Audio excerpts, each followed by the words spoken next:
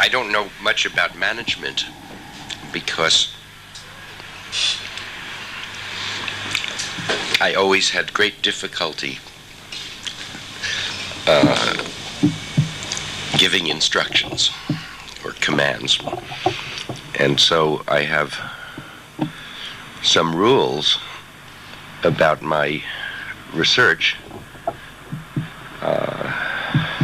And one rule is, it's not really a rule, I don't want students to work on my own theories. So for example, there are no papers by Minsky and Bobrow, or Minsky and Winston. So I have many great students now, but they all developed their own ideas. So that's not a very good organization.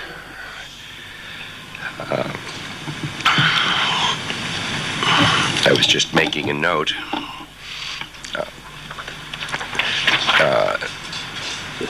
Also, for many years, I was a director of laboratory with first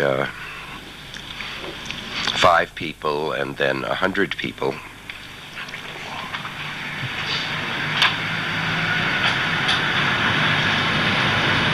I just made a note here.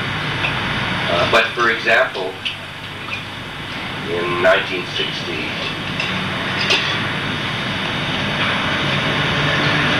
this 1960-59, there's me and John McCarthy. So we started a laboratory, and without any discussion, we became co-directors.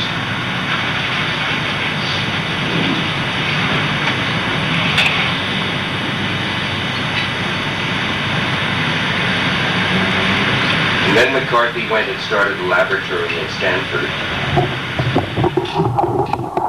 He got himself a co-director, a young fellow named Feldman. And at that same year, Seymour Papert arrived. So we became co-directors again. Now, I see a book called Management, big book. What chapter is co-director? They didn't reach it. It's about Does it have co-director in the index? No. Okay.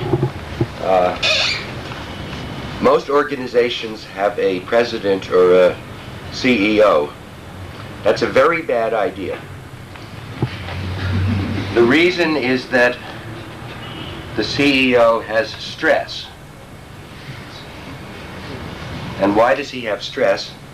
Because he does too many things to understand. But worse, some days there's too much work. Some days there's no work. Sometimes it is hard to make a certain kind of decision because you're the wrong person.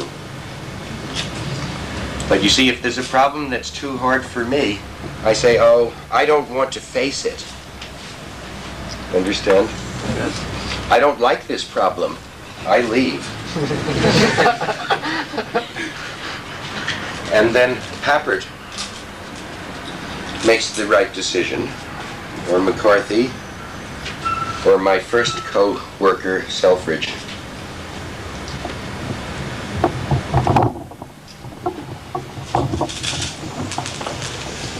That's all I know about management. But it is enough to say, I think everything you are being taught is probably very wrong.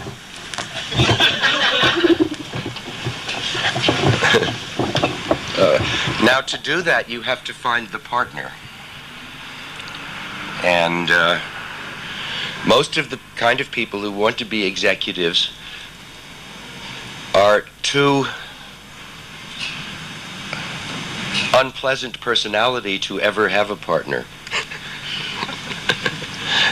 But that's a joke. But it may be very difficult in a corporation, because in a corporation you have to have successful products. In a research laboratory, it's very bad to have a successful product. If you have a good product, it destroys the laboratory. And that happened to us only once.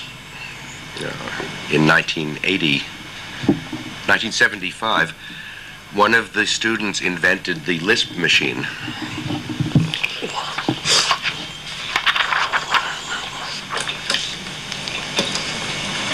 Two of the students.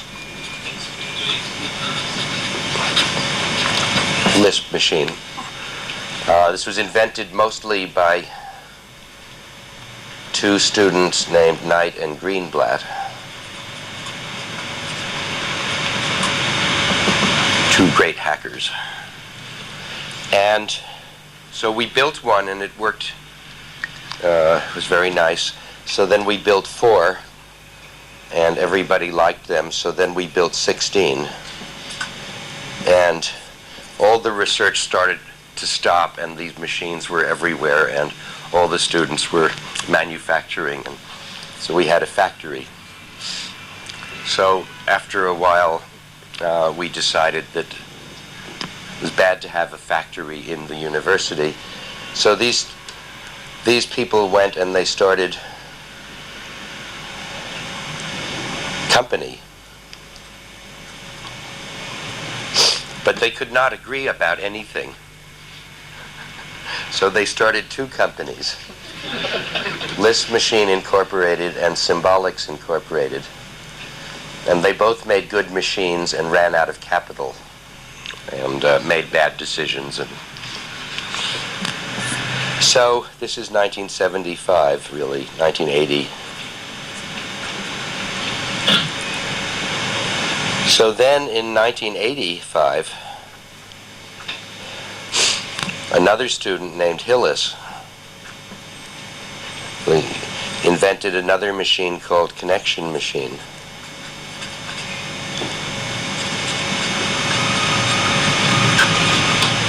And they started to build it, and now we said, no machines, no product again.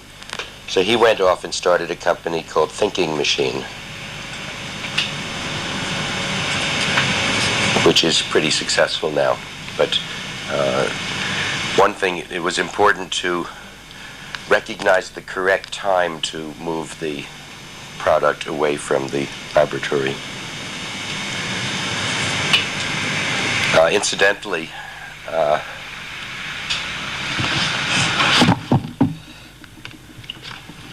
I helped start the Thinking Machine company with Danny Hillis.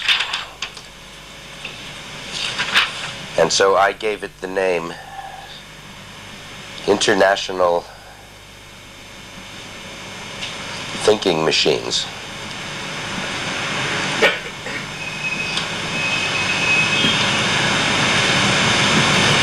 This is an English joke.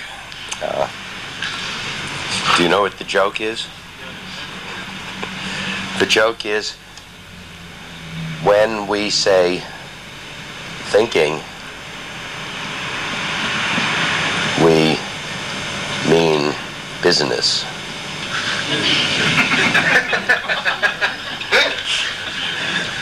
You really have to know English, because we mean business does not mean business, it means we are serious. It's a peculiar idiom. Well, the board of directors decided not to use that, because they said, if we say that, then IBM will think we mean business, and maybe it will make a machine like this and kill us. But in fact, IBM tried to make this machine, but it could not agree inside, and after a while they gave up. Now they are beginning to... IBM is a great organization, and its greatness comes from understanding that if you're a big company, you must never do anything new or good. I'm not serious. But the success is from waiting. For such a big company, it seems you must wait to be sure that there's a market and then start your research and production, because it takes a long time. For example, in the PC business, IBM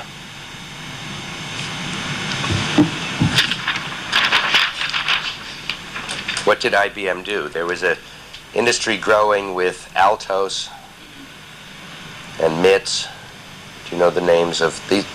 These were the Z80 computers and the 6502 computers, small, the first one-chip computers being made. And these were very slowly growing, and there was Apple II, Apple I, II. So this market started to grow. So IBM said, oh, let us get into that market. So they went back 5 years, maybe 6, to this point. How did they manage to do this? Well, you know the Apple II? It has bitmap graphics. It has color. It's wonderful. Let's have 24 lines of 80 characters. Now these people only had 24 lines of 40 characters. So here's an advance. So I think it's a good mystery to explain how did IBM succeed to get a big market share with a product that was 5 years out of date. So that's my question to you. Now maybe you have some question for me. Today IBM is continuing to succeed, but not so well, with software that is 15 years out of date. Maybe 20, so it's very interesting.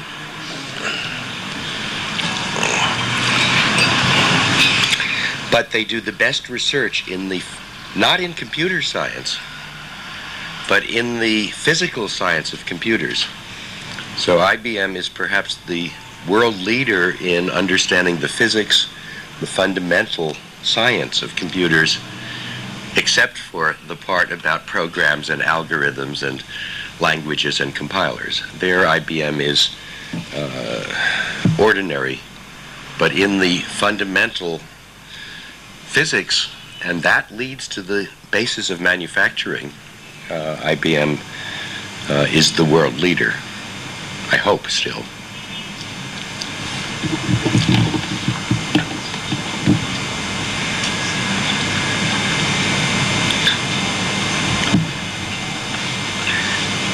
See, the problem is I'm full of random opinions, but I don't know which they want.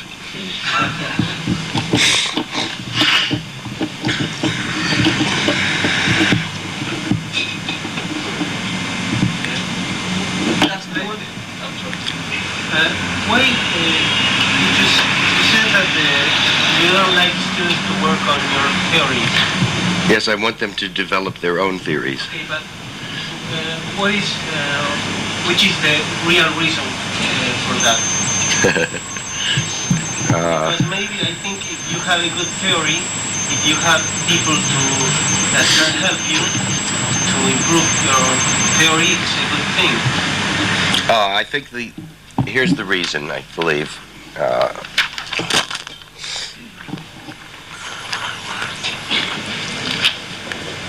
What happens is that I get an idea some year. For example, frames. In about 1970, I got an idea about representing knowledge. This idea came from working with a student named Charniak, who finished his thesis about 73.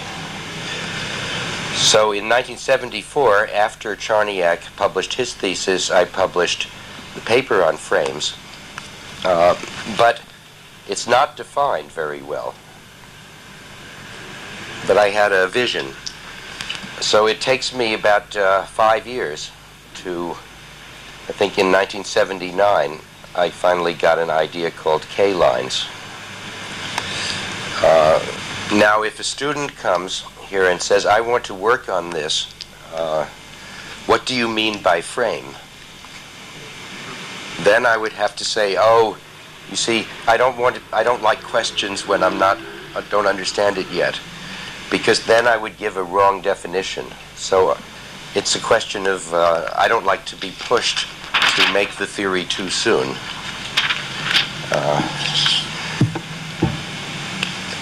I see, when we go outdoors, I find green people.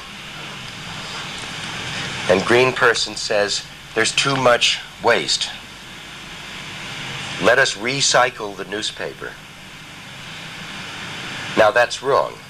You should not recycle newspapers. Recycling, oh, and they make things that are biodegradable. Do you have that in Argentina? Well, do you know what biodegradable means? No, you don't. Biodegradable means you have something like a newspaper which is made of carbon. Newspaper is of the form C, well, I can't write a C. The chemical formula for newspaper is CH2 to the N plus 2H or something. What does biodegradable do? Biodegradable means convert this into CO2 to the N plus H2O. So biodegradable means you make the world worse. What should you do with newspapers? Dig a big hole and bury them. Why do I say all this? Because the people with the green sign, right in red, have not thought for 3 years. They've thought for 3 minutes. They believe anything you tell them. If you interview them, they believe that people born in the star of Leo are aggressive. Generally, these people do not think. And I don't want to get into. So what I say is, the best management is if you have a decision, postpone it for 3 years. Maybe you'll get a good idea.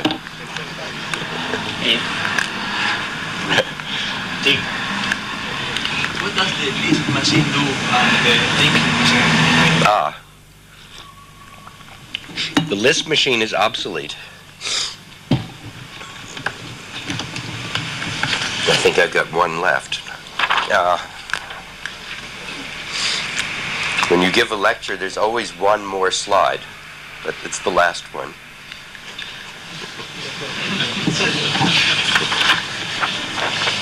Lisp machine uses the language Lisp, and how many know the language Lisp or scheme? It's interesting. It's the history of computers is that we had binary language in 1950, and in 1956 came a great language from IBM called Fortran. Oh, in between there's a language called Symbolic Assembly Program. There's many stages. Then this was a great. There are too many parts of the brain fighting.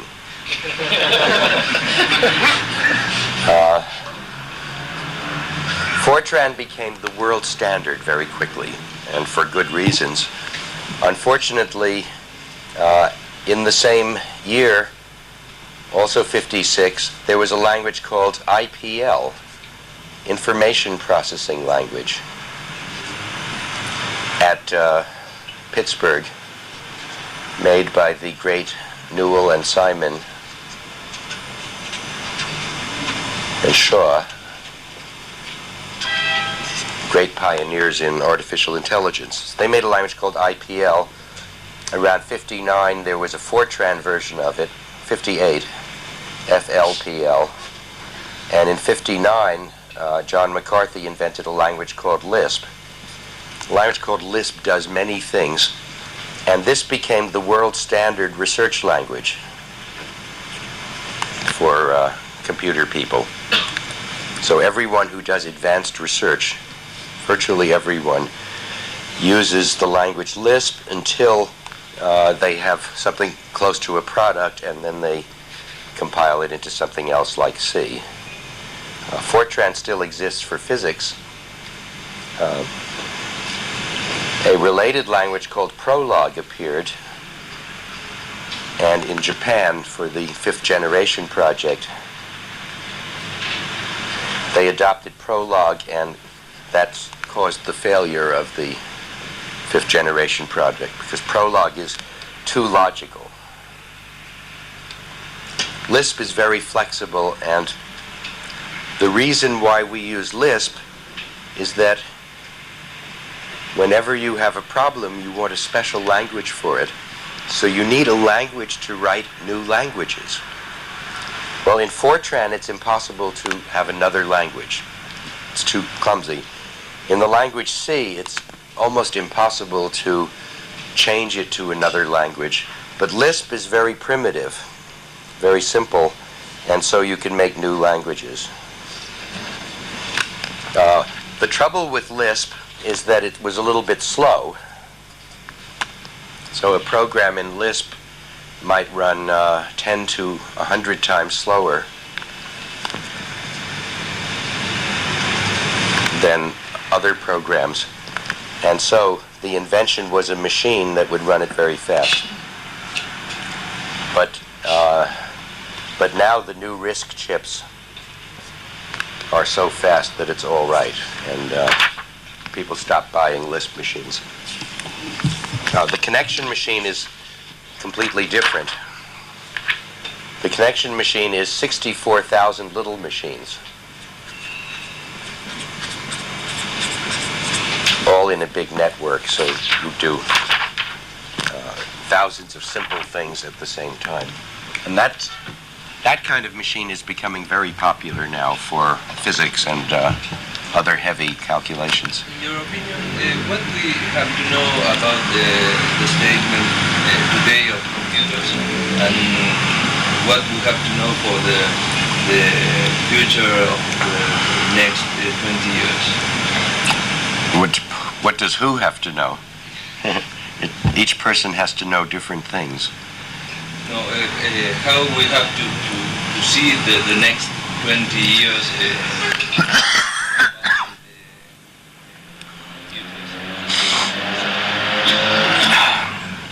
It's very hard to predict, because this is the most amazing field in the world, and something happens, and in 5 years everything has changed, except Fortran. Sometimes I use Fortran because it's so permanent, and you can run Fortran on a Macintosh, or people have little, I've never done that, but people make cross compilers for these old languages, so you feel very secure with an old language. But for example, the next thing is for programmers is parallel languages, and some people learn them very quickly, and some people find them very hard. Your question was in general, not about programming. No. He's speaking in general, not about computer language. Well, Because we hope to be managers and not know what's happening.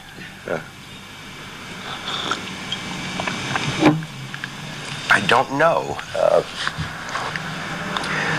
We need some kind of information newsletter that is better than the press. I think there's a bad problem about that, because if you read Business Week and things like that, then you get stories by writers, and we need some kind of network of to get opinions from the people active with new things. It's It's a very hard question. For example, nobody would have predicted that the language C would be used so much. And it could be that the computers become easier than today. How to use it? yes. Well, the history is very exciting about. See if there's one more of these. Yeah. Can you see back there? This is a Fortran. Well, this was the first great standard. It was easy for mathematicians to use. Not for the public, but pretty good for scientists. And they still use it because it has things like vectors. But most people don't want that. But if we look at programming, what made programming easy? In business, there was something called COBOL, which is still used. And people like COBOL because it looks like natural language. Have any of you seen COBOL? It's pretty easy to learn. It's very nice. Computer scientists think it's a joke because it's so old and simple, but it's a good thing. But I think the biggest change, one great big change, was spreadsheets.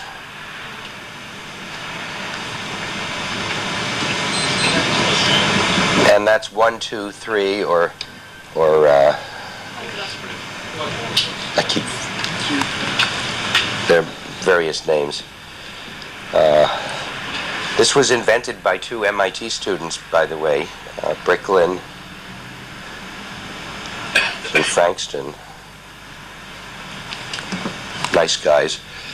And in a spreadsheet, instead of writing a... See, what's the trouble with a program? In a program, you say, do this, do that, do this, that. Then if this happens, do something else. In the spreadsheet, but these are in a sequence, right? 1, 2, 3, there are line numbers.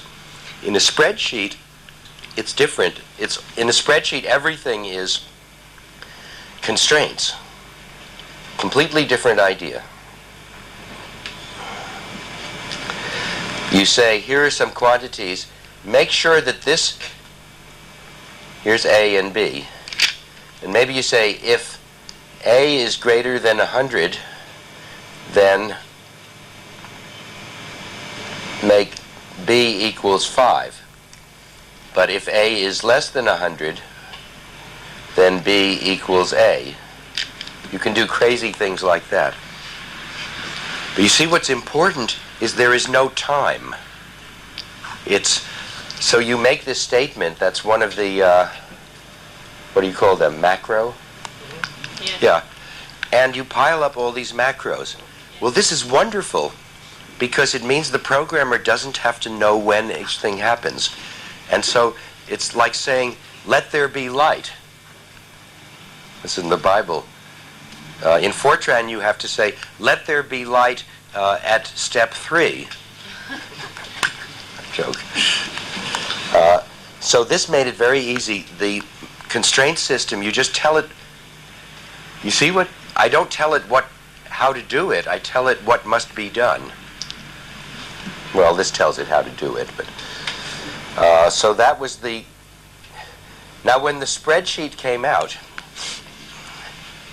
you would think half of the programmers in the world should lose their job because most commercial programmers did things that you could do with a spreadsheet without much training. But nobody lost their job because the use of computers is growing exponentially. So when the spreadsheet occurs, the jobs for programmers just flattens for a few minutes and then it doubles because now it's so easy for people to do things. And many managers write their own business plans with spreadsheet. Before the spreadsheet, you have to ask somebody to write it for you and you can't trust it. I had 3 more and I forgot. So that made programming easier. Oh yeah, the expert system. Rule-based.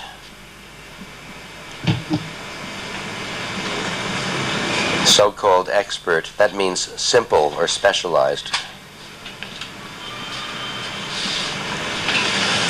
And that was the next big step, because in the rule-based system, the machine does even more work for you, and you can state the effect you want more easily. Now there's other things to make computers easier, which are interfaces, like speech and graphics, graphic user interface. And those things are developing. So those make it easier to use the computer, but it's spreadsheets and expert systems that made it easier to write a program. Yeah.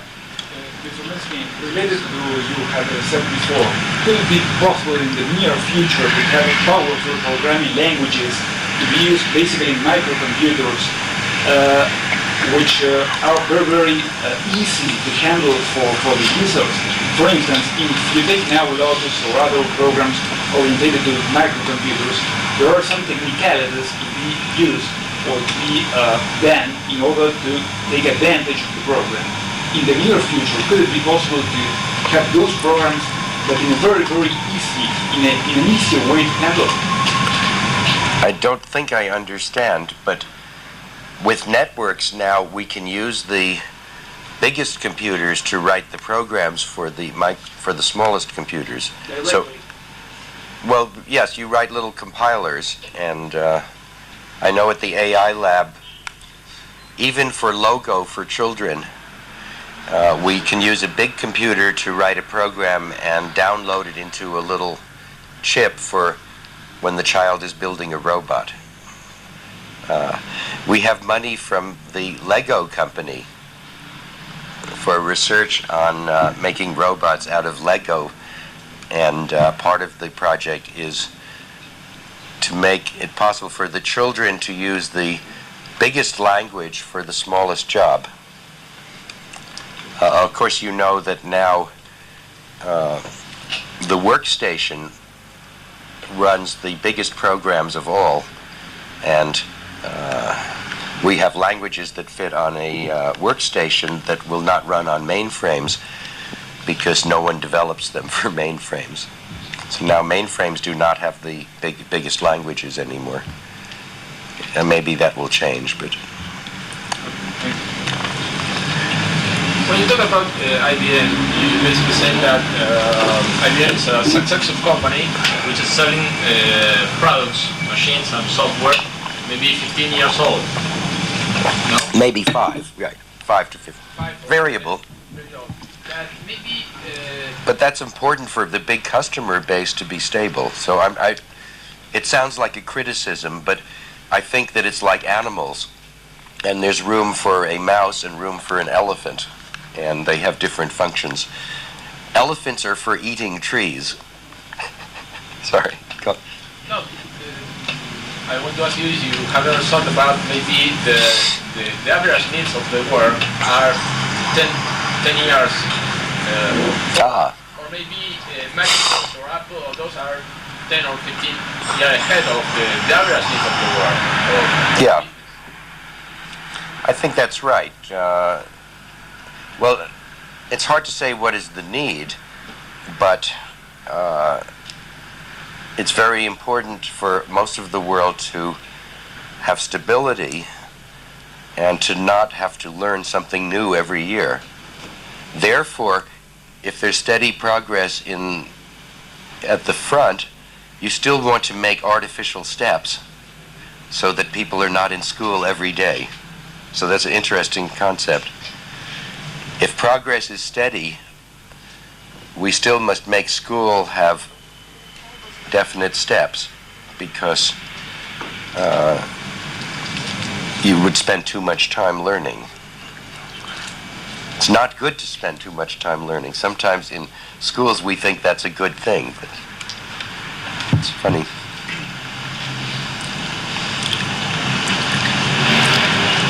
what happens with the computers of the 5th generation?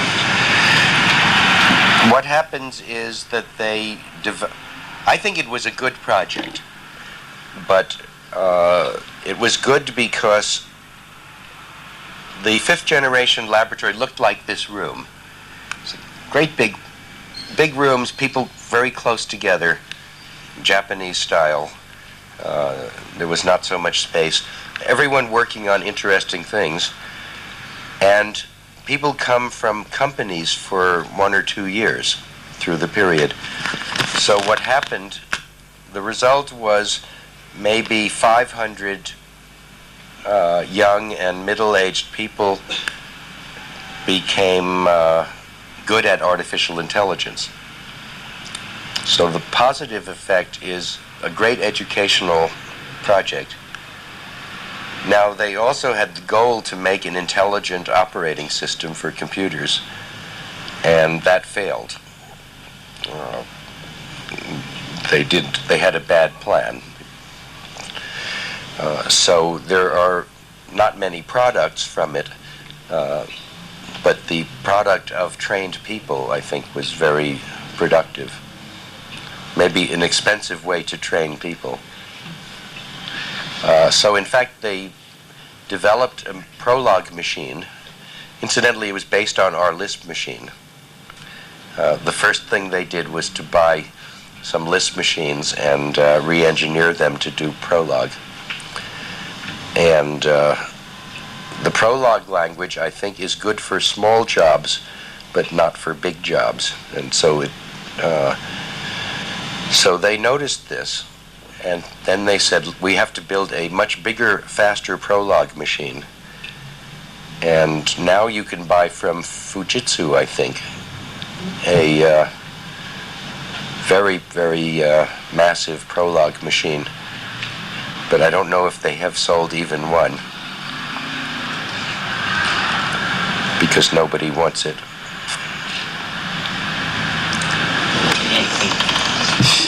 How do you measure the success in your lab?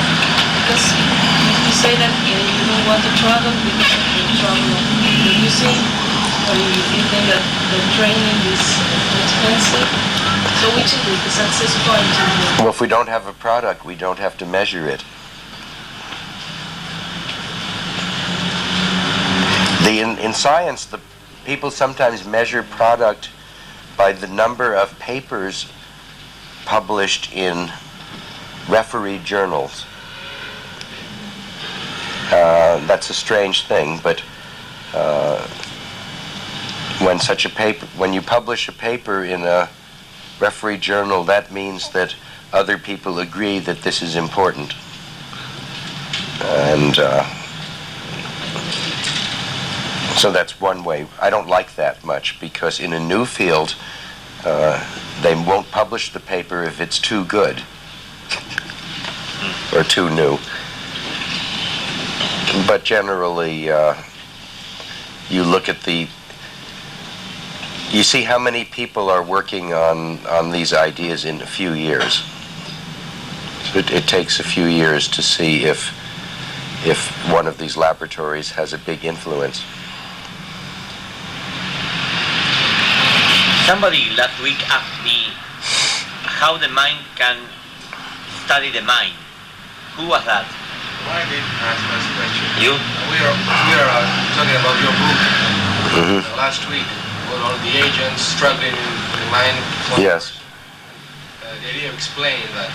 And well, that was my question. How you feel, if you feel it, if you perceive it as a limitation, try to study the mind processes. The same tool you're trying to, Well, an object are the same thing. So that's right, and so you can't. You cannot do that. You have to study the mind the way you study. It's like science, and you have to do experiments and study it with instruments. If people try to examine the mind with the mind, they don't succeed. They always get crazy ideas. And so you need to have something like the science of psychology, where somebody has a theory and someone else does the experiment to see if it's a good idea. I'm serious. If you think about how your mind works, then you probably will get a bad idea. And that's why the world has all of these Eastern mystics and Zen and Buddhas and Christians and Mohammedans and people with bad ideas about how thinking works. But you think... So it takes a scientific community of very serious critics. in your book, you think on your own mind, or not? I think about how to build some mind. How would I make a machine that would solve problems? I don't think about... Then I use examples from my own experience or other people's experience. But I'm trying to make a machine, and The other people's experience are your experience. no, it's not human experience. You see, the book does not talk about all the history of the experiments, because I think I had a nice one in here.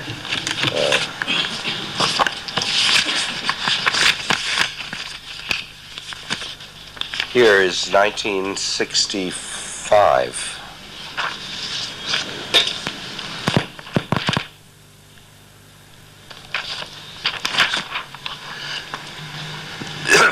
Is an experiment from a long time ago. This is a test that sometimes people give children for, and the display is not very good here. What is the test? The test is A is to B. See, here's two things. We go from A to B. And that's the same as C to which of these five? Sorry, my English is complicated. What's the answer? 3. Yes, everybody says 3. Okay, here's another one. A is to B as this is to...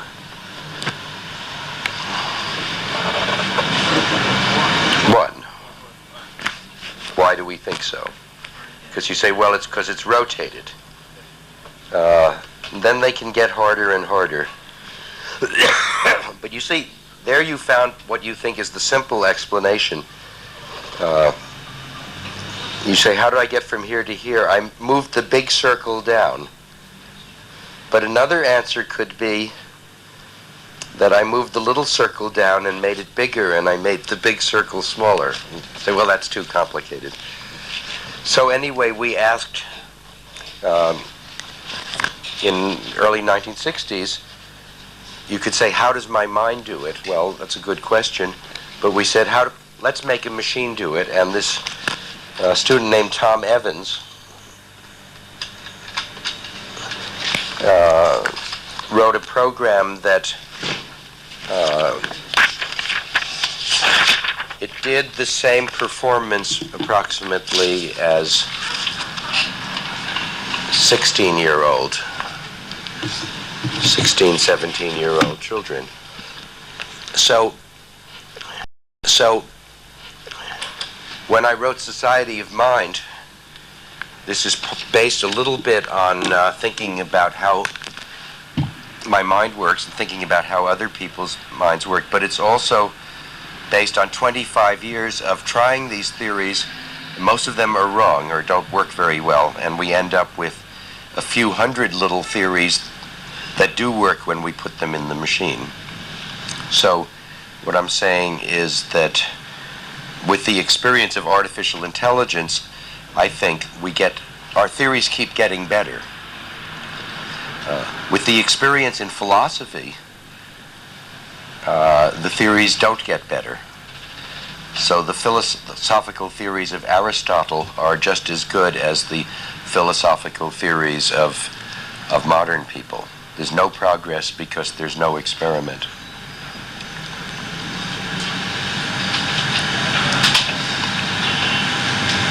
Yeah. Why should a living form develops intelligence? Why should that progress occur? It doesn't. Most living things are plants. Just sometimes. but we do have some species that develop some kind of intelligence or not. Well, it's an ecology, and if an animal runs faster, then it could eat more things. And if an animal can fool the other animal to stop fighting, then he can eat it. So there are many reasons, no one reason, thousands of reasons. And most of evolution did not go for intelligence. Only octopuses and people and mammals. The smartest animals are the vertebrate mammals. That's us and chimpanzees and dogs. And the other one is in the octopus family. That's the only other animal with a good brain. It's interesting. It just happened twice. So we should be very careful with the octopus because it's the only other far-away branch in evolution with having a pretty good brain. Octopus can recognize pictures. The human mind is a machine. What do you think is mental illness? Oh, just bugs. And which do you think is the best therapy? Oh, the best therapy is to find out what circuits are bad and fix them. And usually we can't do that because we don't know. But each bug perhaps needs a different therapy, and nobody understands them very well, so it's always guessing.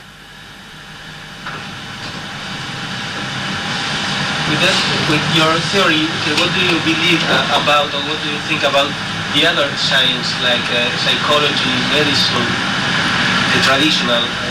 Well, psychology is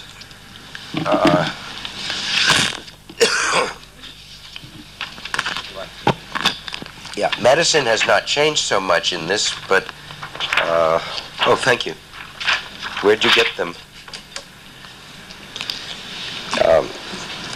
I mean, have a doctor, a physician, have to use your theory to understand better, better the mind? Yes, it would help, but not very much, because the problem, you see, AI and psychology have come together now. So when a student studies psychology now, if you go to a big university, you see many psychology there's psychoanalysis. That's an old branch. There's experimental psychology. That means you study how animals learn, things like that. And perceptual. Clinical.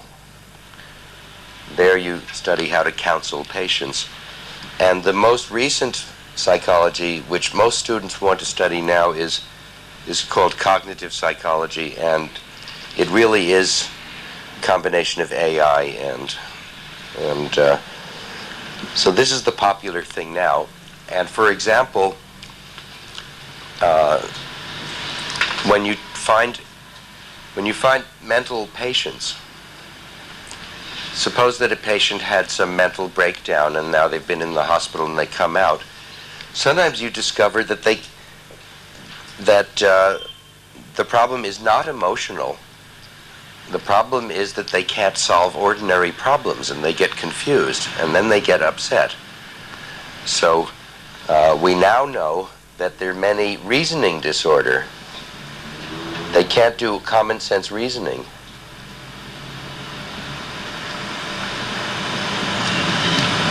Now you diagnose a patient, say the patient does not know how to evaluate evidence. And so the clinical psychologists who come from here are making new diagnoses that they didn't have then, and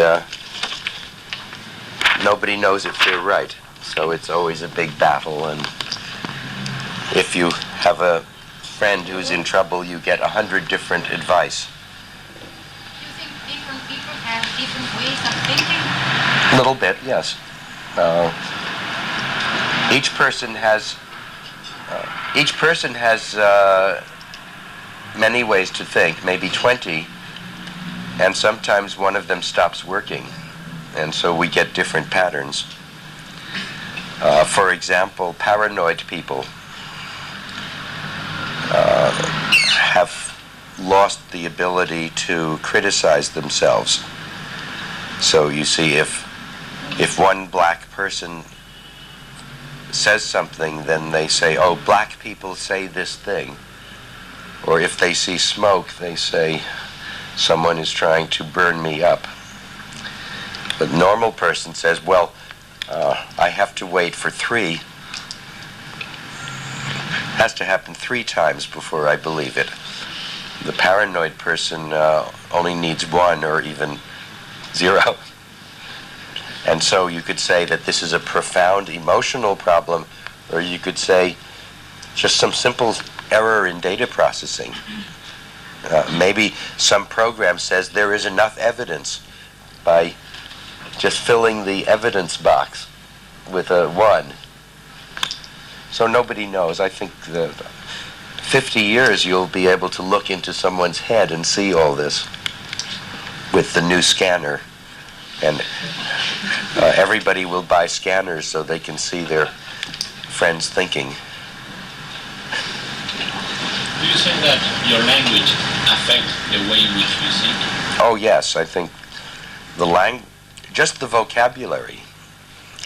Because when a child grows up in a culture and the child learns 20,000 words, this is telling 2 things. Telling the child 20,000 important ideas, and it also tells the child, this idea is so important it needs a word. If the child has some other idea and there's no word, then it says, well, I guess it's not important because I cannot express it. So I think if you have a human child with no language, I think when they grow up, they can't think. Nobody knows, but they believe that if a child is isolated, it won't be able to solve simple problems. And do you think that, for example, between English and Spanish, No, they have different structures? I don't believe that that's important. There are many stories from anthropologists that the languages make a big difference, but I do not think it's very big. The French people say their language makes them logical, but I don't find French people to be better thinkers. You're thinking about building a thinking machine. You're talking about building a machine that can think as common people or as intelligent people, or maybe building sort of machines that can think as not too much intelligent people. I think the hardest thing is to do the thing that common people, because I have lots of examples of I'll talk about that tonight, but it was very funny in the history of AI. Well, you see, this is an early thing where this is something that 4-year-old cannot do. It's nobody knows why. Maybe you can't get it to listen. But in fact, this program does as well as, 15-year-old. Let me see, it was 11th grade. 11th grade is 17, yeah. And actually, this is a standard test. So they test thousands of children. So it was a joke that we could say exactly what age is the computer. It's very, very funny. But you see, the first year of our AI group, McCarthy and I started a laboratory. Second year, we had a student who did this. a program to do that, and it got a grade of A in the MIT first year calculus course. So that was very funny because much better than ordinary engineer. Of course, it could not do the hard problems, just the formal ones. And then you know the famous, this is the 1988 chess game of, in Pittsburgh. The machine reached the chess rating of 2,600. So that's the first time that the computer was considered to be a grand master of chess. But that's very easy, it turned out. And what we can't do, let me see, I have some examples of things that were hard to do. Language. No computer can understand language like a 4-year-old yet. 5-year-old, and that's the hard part. Because I think if we could make the child understand everything up to a 5-year-old and do some learning, then it could keep going. But it's very hard to program the top level things and go down. You don't know what you're doing. And so these are just demonstrations, but they don't stick together. Okay, Yeah. but then we're maybe looking for a machine that can think as a 4-year-old child, but also that... And learn. Yes. And there's not enough research on learning even now. Just a little bit. Yeah. That's the trouble with the research in expert systems, is that it's very good in industry, and there are many thousands of good expert programs. They're very interesting, but we don't have any way to bring the knowledge back to make it learn. So we need expert systems that do more learning. But the trouble is, suppose you use one of these like G2, expert system to control a factory. If you put some learning, then in order to learn, you have to make mistakes.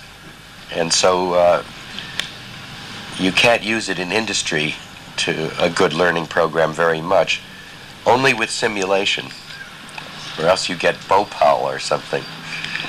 Let's try a little more water here. What about the last part? They say it can understand people. It can recognize words. It can't understand anything. That's a good program. That comes from Carnegie Mellon, same place with the chess program. So you can buy machines now to understand, I do it too, machines to dictate speech, and they're not good enough yet, but very nearly good. If you speak separate words, then you get good scores, but not perfect. And these machines are cheap. There's one program called Voice Navigator.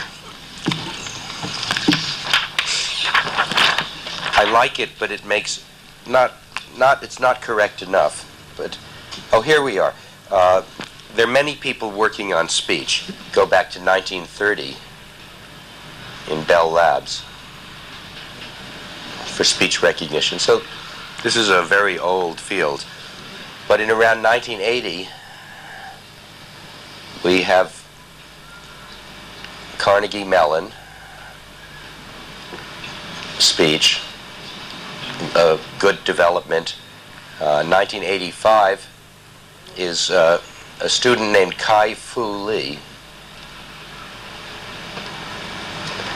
and he was just hired by Apple. John Scully hired him, and he has a program that does connected speech. Bring me the paper. However, the separate words, these are very good now. There's a company called Dragon and Kurzweil.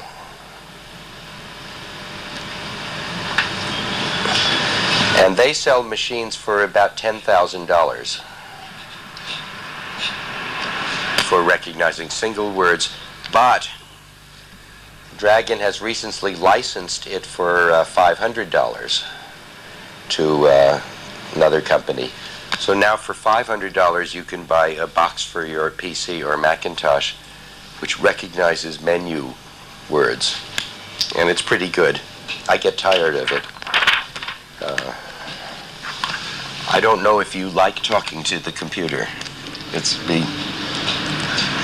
not much experience yet. Maybe you get, what if you say a word every second for 2 hours? Do you get paralysis? Or?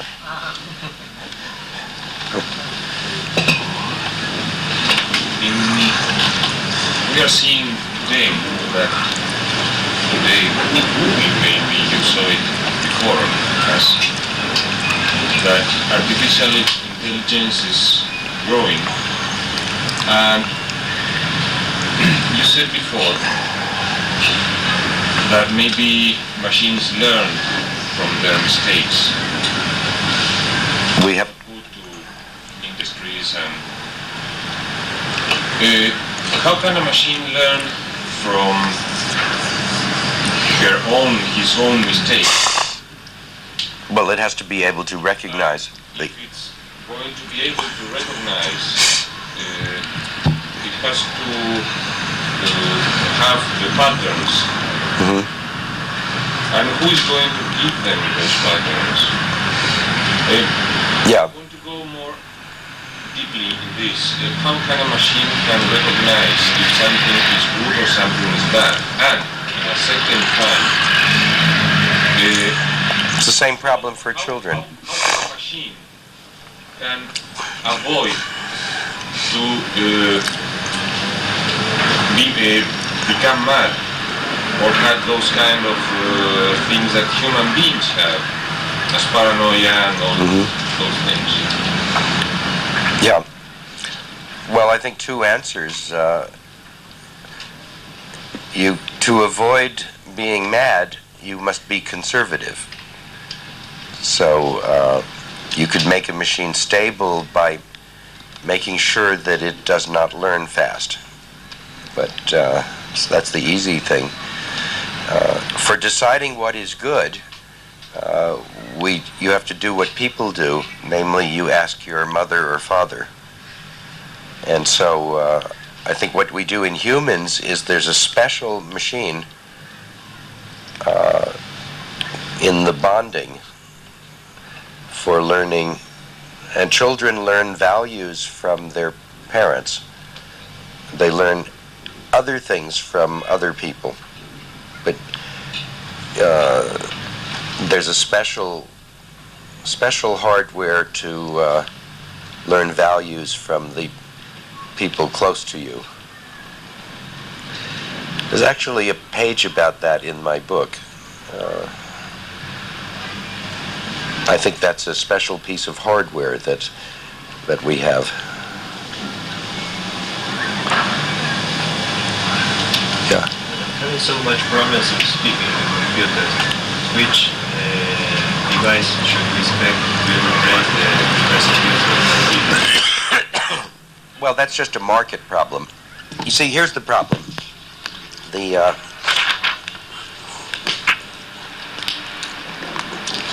The word recognizers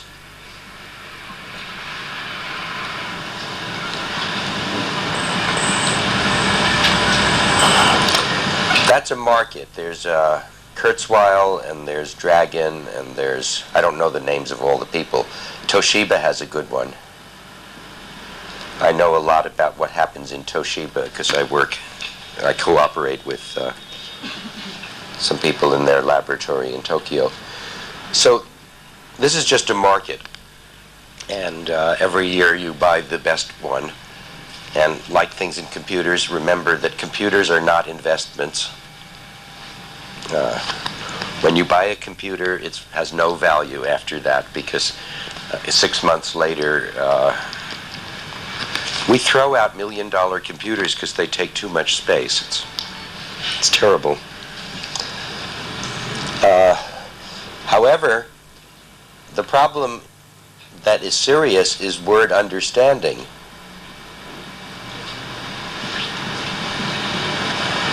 Like, what's a chair?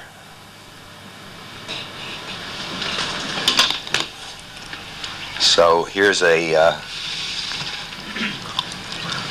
ordinary chair.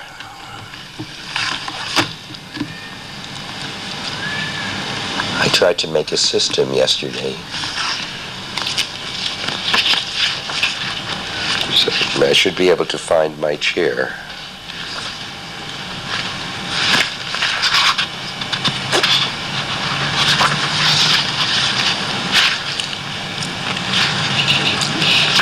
Here's the chair.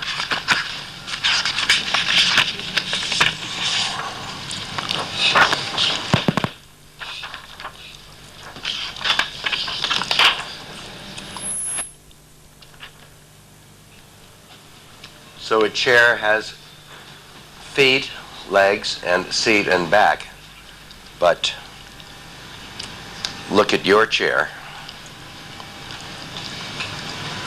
And you see your chair doesn't have feet, or your chair has this.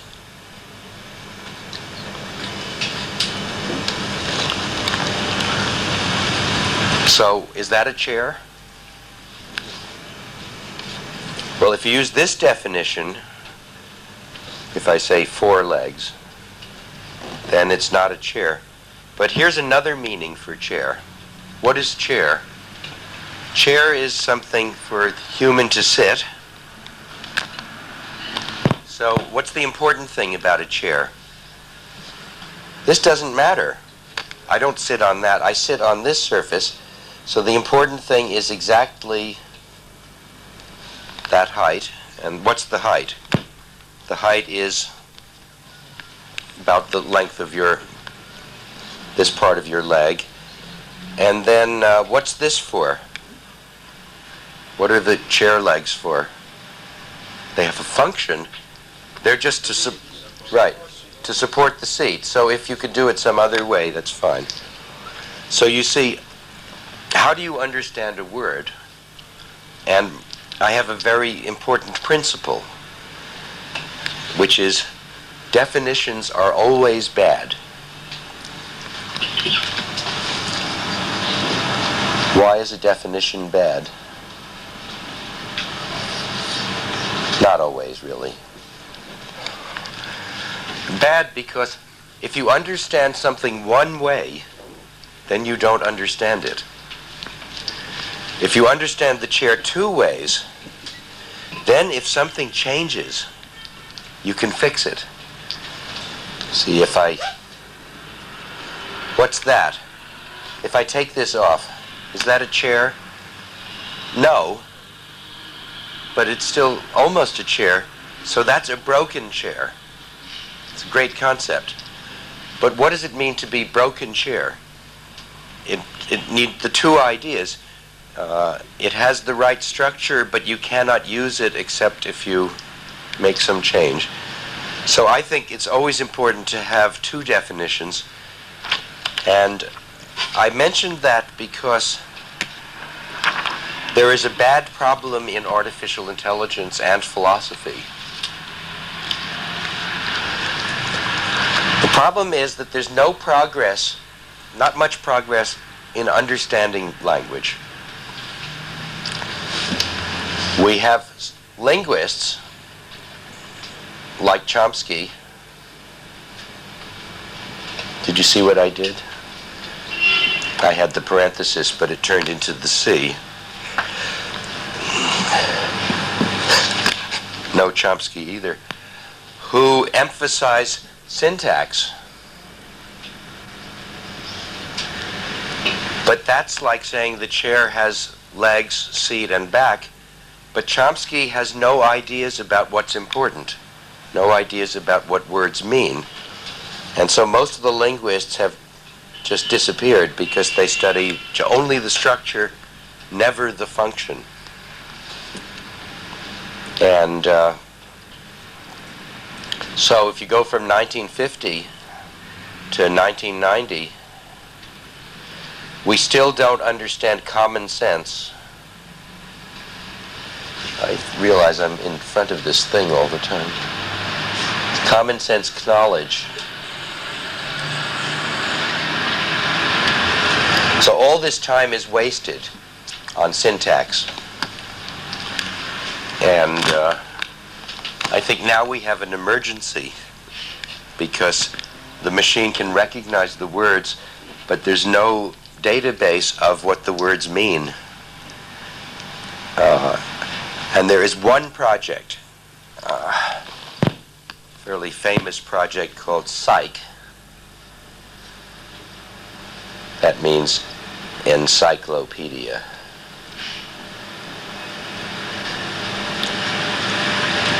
It's a project run by Douglas Lennart at MCC Company in Austin. And he's trying to make a common sense knowledge database.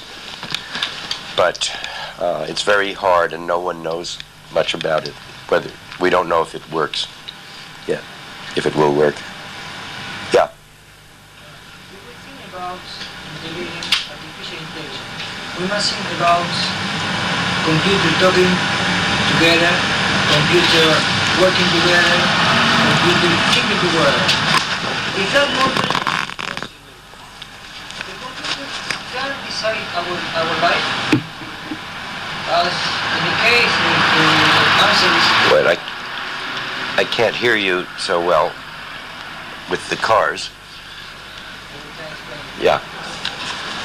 If we think about the computer intelligence, artificial intelligence, we must think about computer thinking. Yeah, together. Together. Computer deciding project together. In this moment, the computers can decide our life, and indicate that the answer is affirmative. How the human stop the computer? Well, it's very hard because the computer doesn't understand much.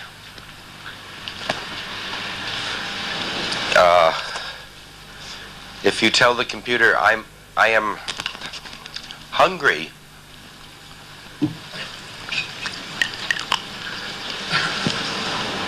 what's the word hungry? What's food? Well, in the psych database, they try to represent simple ideas like that. And no one knows good ways to do it. But, for example, you could do it by giving an example of a script, a story. You have the human, and the human says, I want food. But you don't give it, and then after a while the human stops talking and stops moving. And so then the computer could understand, if I don't feed him, then it won't work anymore. So, you have to, the computer has to have models of everything that a person knows, that a person does. And there's no way to communicate very much before we have this. That's why I said it's an emergency.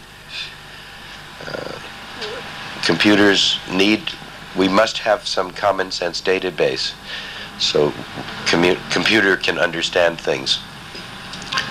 Now someday when that's done, it will just be a little chip that has 50 million bits of knowledge about humans. And when you make a PC, it has to have this chip so that it won't waste people's time. And we could make laws that no computer is allowed that doesn't understand people.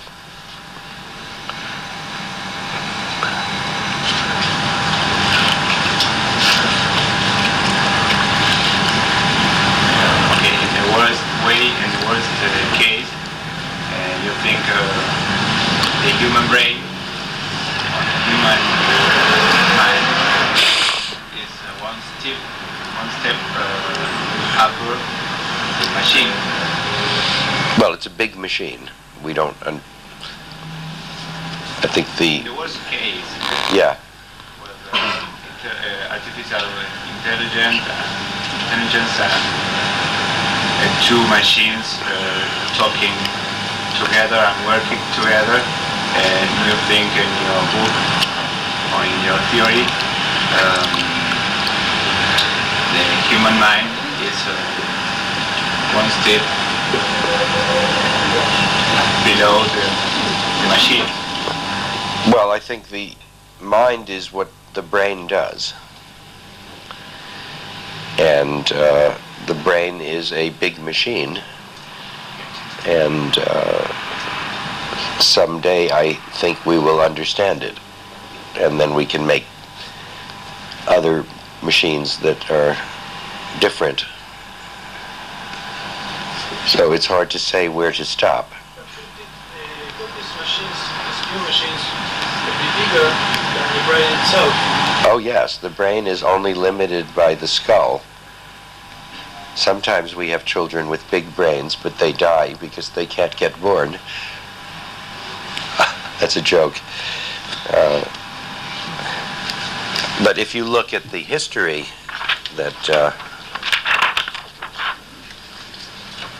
of the mammals, you have all these monkeys. Then there's the baboon, an orangutan. I think it's gorilla, chimp, the various humans.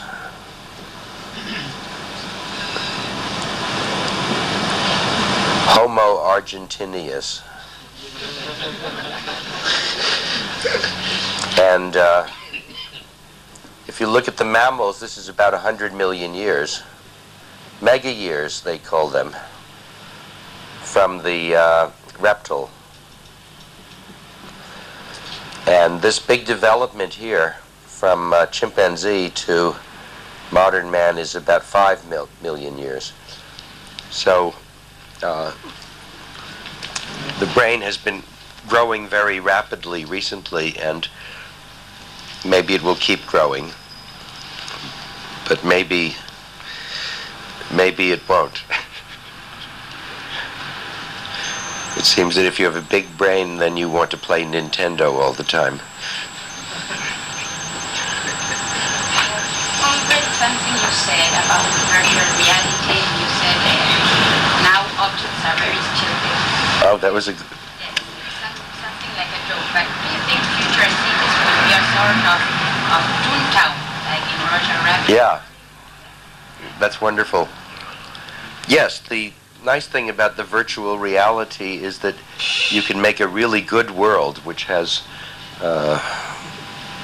wonderful animals when we know how to make them, and all sorts of great adventures. So I think people will want to do that. And the Toontown is the ideal model because, you see, in the real world, this does not know it's a chair. And so it can get dirty and it can break. And but in the virtual reality, you define the function first, and then you define the appearance. And so the world can be perfect, and it can have be bigger and more interesting things than the real world. So a lot of people think this is a bad idea because they don't realize how boring the real world is. It's just made of atoms, and nothing works very well. The world is like a very bad hotel. This is an idea of Arthur Clarke, actually.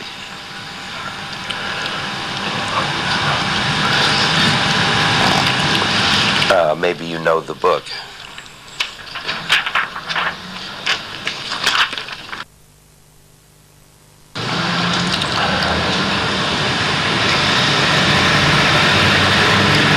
And now I forgot the name of the book, because there's two. Arthur Clarke, against the fall of night. So there's two titles. Maybe in Spanish it's even different one. But he wrote the book twice because the first version didn't have computers. And then he said there can be no future without computers. So I think the second one is the latest. And that's where I got this idea that the virtual reality is the real one, the better one. Why is it so difficult to find intelligence in the outer space? No one knows. Why is it so hard to find the people in outer space? There's a great series of novels by... The best people to ask are the science fiction writers because they think about this. Gregory Benford has a series of stories, and he thinks it's because they're afraid of us. So you see, they know that some of the things out in space know that there are people here on Earth, and they receive our television and they see that we solve all our problems by killing people. This is not the reason, of course, because television is only 50 years old, so they must have... but that's one cute idea, that if you broadcast your location, maybe bad people will come and capture you. So it's security. But isn't the distance between stars and Korea between us, the other people and us? Well, maybe, but relativity is only... Relativity was 1905. We will celebrate its 100th birthday soon. So Einstein concludes that you cannot move faster than light. And probably he's right, but these animals are too smart, and they say, well, you know, maybe somebody will find an exception.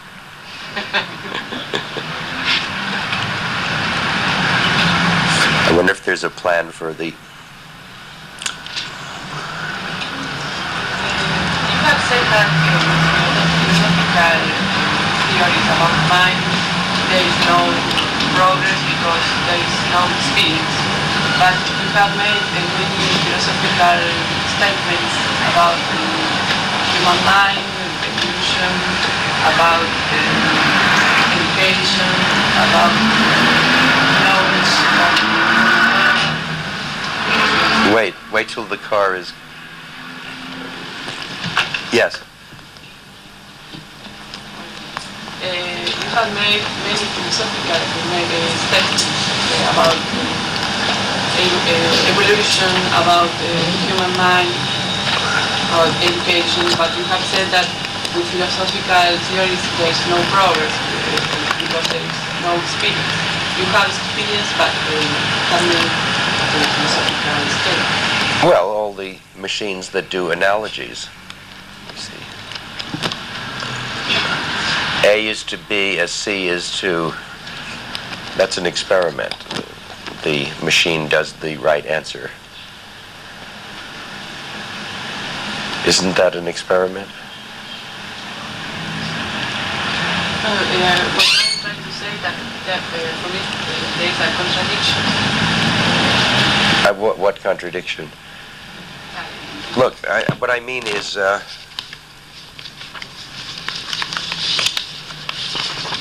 maybe I'll never find it again.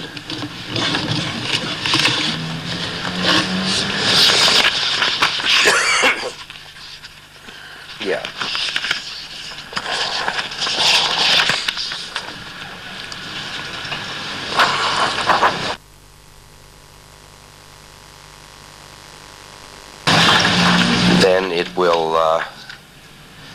will behave a little bit like a person. So Evans made this program and it worked. But if you look in older theories, like logic, they say maybe this would do that, but they never find out. There is another theories of the logic. Philosophy. I can't quite hear what you're saying. That logic is not the only matter in philosophy. There are many theories about mind. Yes, and they're no good. They, for example, let me explain.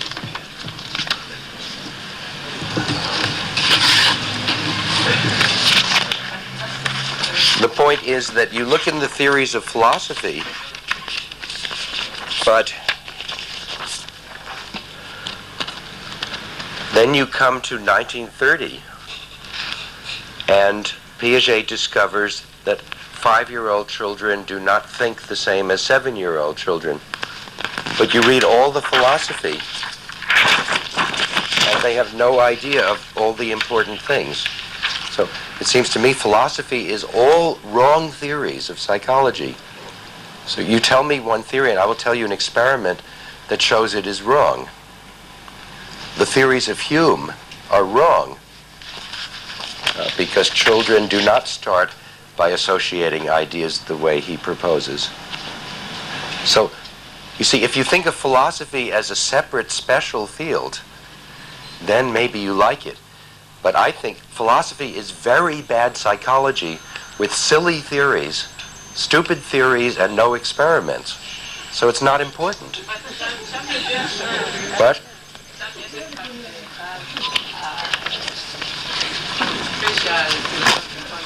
You have to tell me a good one. Tell me a good idea in philosophy and I will argue. But don't tell me that philosophy is good. You have to give me an example of a good theory that I have not considered. Okay, think about maybe during lunch. During lunch.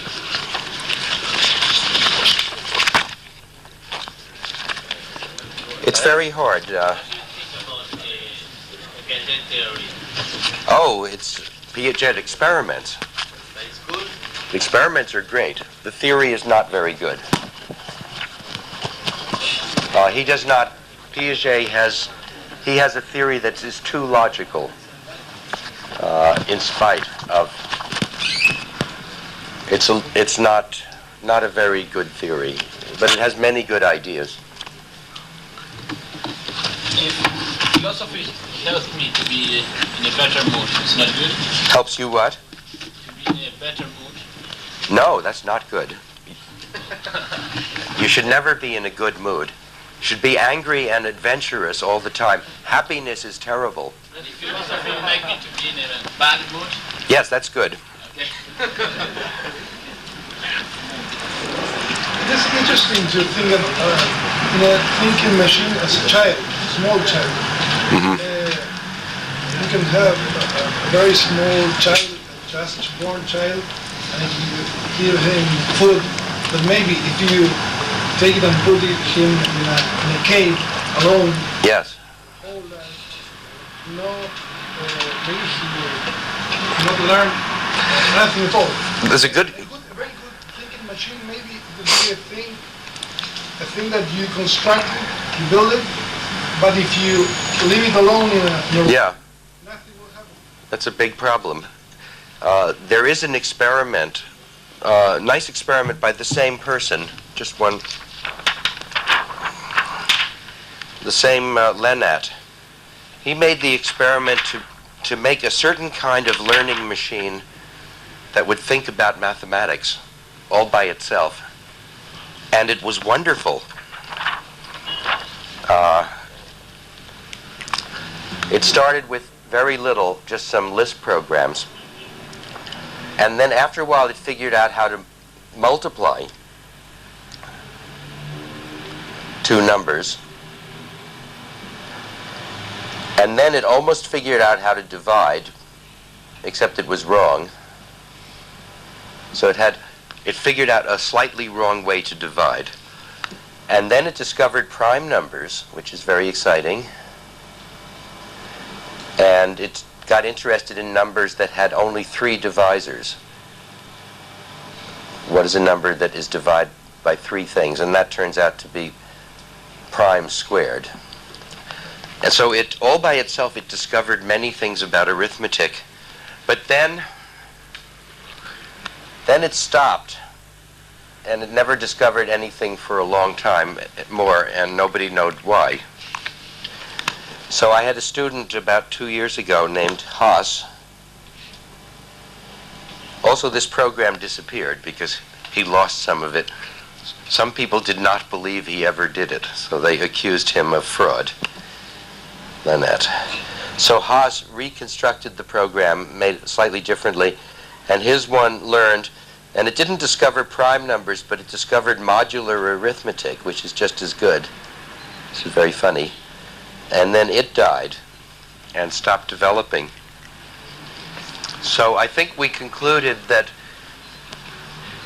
maybe a brain all by itself could discover mathematics, but nothing else. But no, it's just 2 experiments. And what about emotions?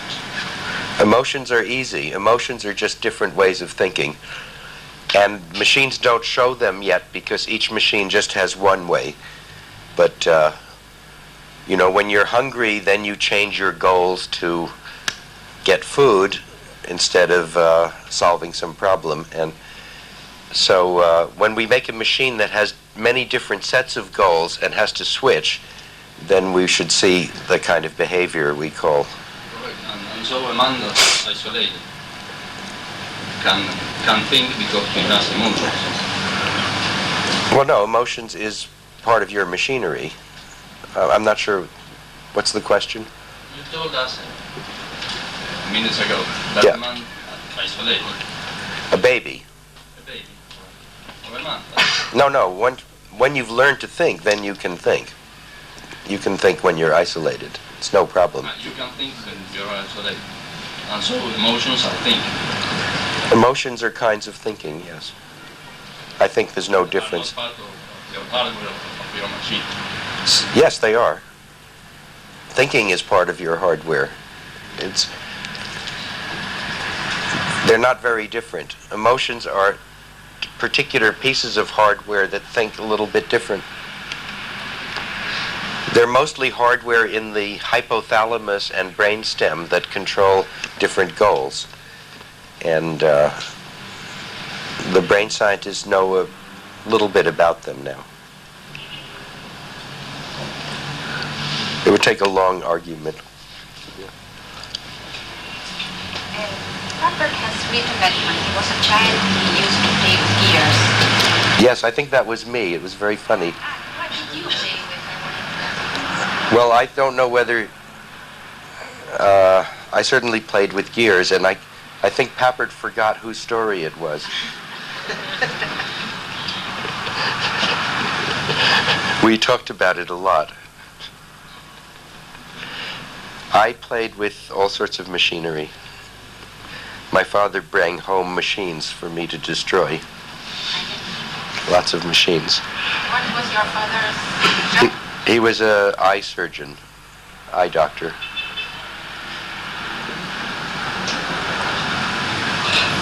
What can we expect from the computers for the future? How they are going to affect the human? I think you have to read science fiction. Because that's not a joke. Those are the best thinkers. If you read book by... See, computers will grow very fast because there's so much economic value. So the best people are Frederick Pohl and Vinge, Benford, and of course Asimov, except that his robots are too human.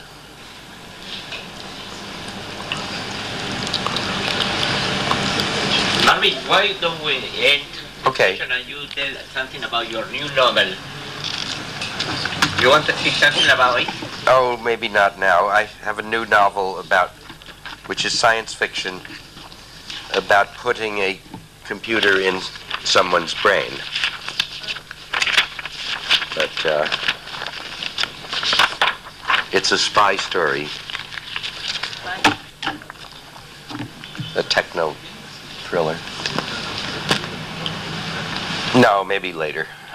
Pero vamos a ir a almorzar todos juntos. Gracias.